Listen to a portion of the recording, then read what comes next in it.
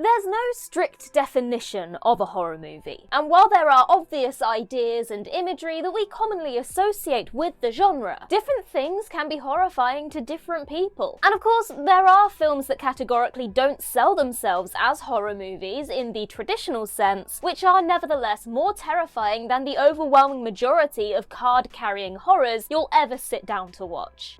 I'm Ellie for What Culture, and these are 10 recent non-horror movies that are terrifying. Number 10, Friendship. To take one look at the new film Friendship, you'd safely assume it to be an indie comedy, given that it stars the ever-hilarious duo of Paul Rudd and Tim Robinson. But this fascinatingly genre-bending affair is something quite different indeed. Robinson plays Craig, a socially awkward man who attempts to make friends with his charismatic new neighbour, Austin. Yet despite the expectation of goofy hijinks, this is a strangely unsettling black comedy more in the vein of something like The Cable Guy. Robinson's absolute inability to be one of the guys makes for squirm-inducing viewing, which combined with a moody aesthetic more typically reserved for A24's card-carrying horror films, increasingly leads the audience to expect a genuinely horrific outcome. Though Friendship absolutely has its gut-busting laughs, the presentation throughout, both in terms of its visuals and unpredictable performances, makes this an anxiety attack of a comedy sure to leave you on edge until the end credits finally, mercifully roll. It's an extremely tricky needle to thread tonally, and one which probably resulted in some disappointed viewers. But filmmaker Andrew DeYoung deserves so much credit for the boldness of his vision here. Number 9, Baby Invasion.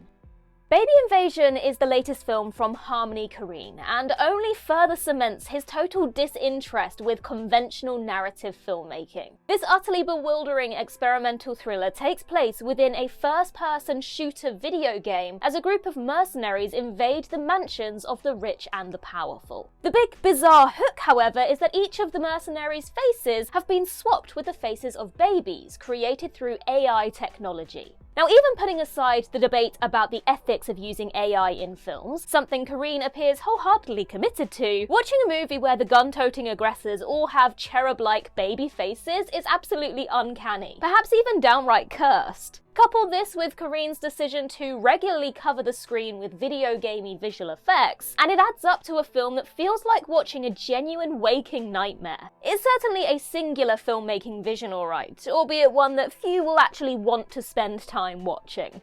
Number 8, Mountainhead.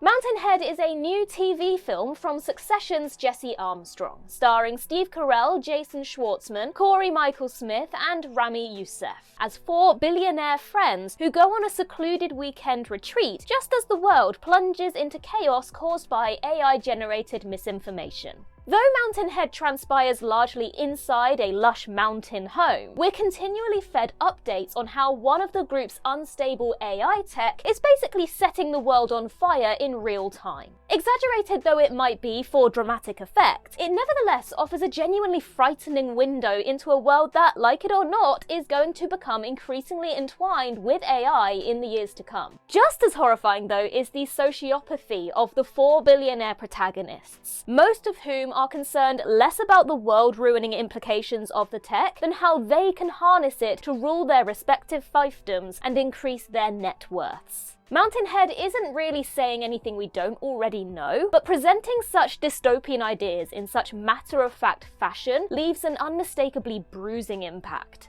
Number 7, Hard Truths.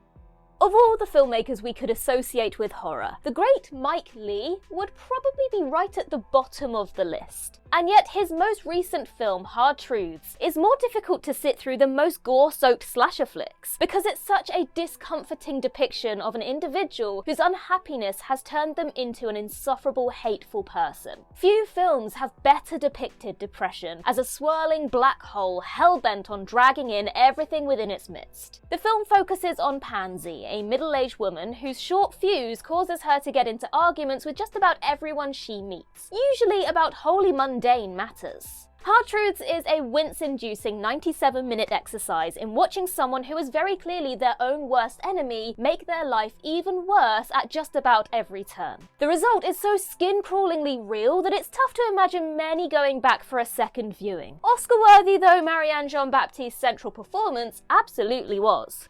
Number 6. Warfare. Alex Garland and Ray Mendoza's war thriller Warfare kicks off with our central squad of soldiers broing out while watching the infamously hypersexual music video for Eric Pryde's 2004 hit tune Call on Me. And while this opening might suggest a film that's mostly interested in the flag-waving, adrenaline-pumping aspect of war, all it really does is lure audiences into a false sense of security. Because Warfare couldn't be further from a glorification of war. This is a deeply upsetting and unpleasant film about the human cost on all sides of a combat scenario. Garland and co-director Mendoza, the latter a US Navy SEAL on whose experiences the film is based, make every effort to strip the sexiness and cool factor out of the typical war movie, focusing almost explicitly on the anxiety of looming death and the clinical means through which munitions can obliterate the human body. Garland, who has spent a good chunk of his career working in the horror genre with films like 28 Days Later, Annihilation, and Men, transplants that visual language onto his war movie, which is evidently committed to ensuring that not a single person leaves the cinema feeling pumped. Number 5. The Surfer. Finally, we have a film with the courage to explore that enduring question. Is there anything scarier than facing off against an Australian surfing cult after you've lost your shoes? Much as Nicolas Cage regularly dabbles in the horror genre, The Surfer is really more of a psychedelic thriller, albeit one that's so nightmarish in its construction that it's frequently unnerving to bold. The entirety of the movie is centered around Cage's unnamed protagonist, progressively surrendering his sanity while battling the aforementioned locals and their toxically masculine ideology. Much of the horror stems from the fact that the surfer himself is something of an unreliable narrator for most of the movie. His sun-drenched and later drug-induced perspective ensuring we as the audience aren't quite sure whether to trust the increasingly unhinged sights that we're seeing. It adds up to a film that's so discomforting and downright icky, you'll probably want to go take a shower the moment it's over. Number 4. I'm Still Here.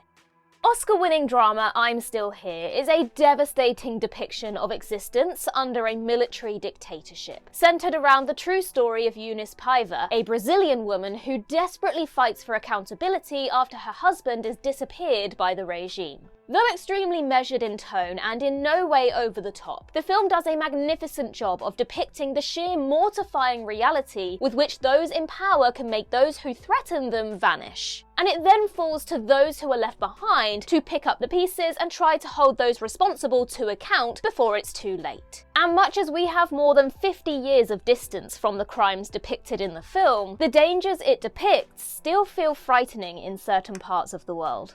Number 3. A Different Man.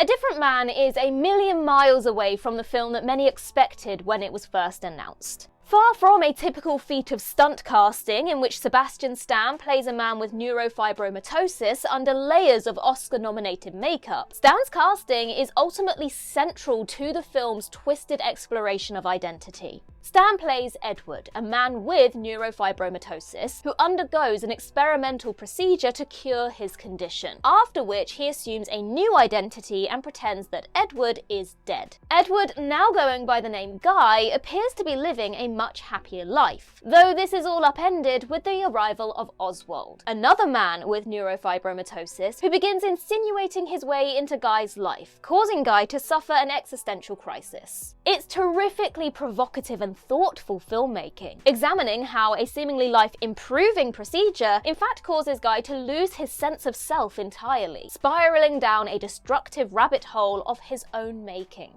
Number 2. Woman of the Hour.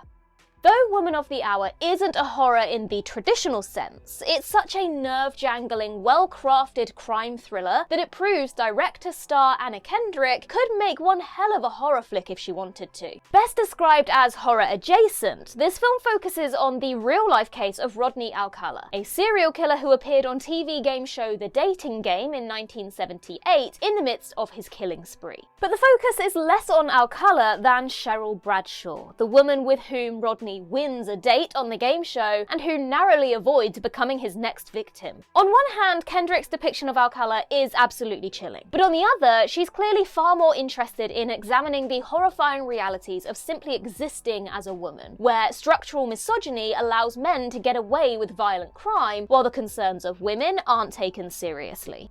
Number 1. The Brutalist.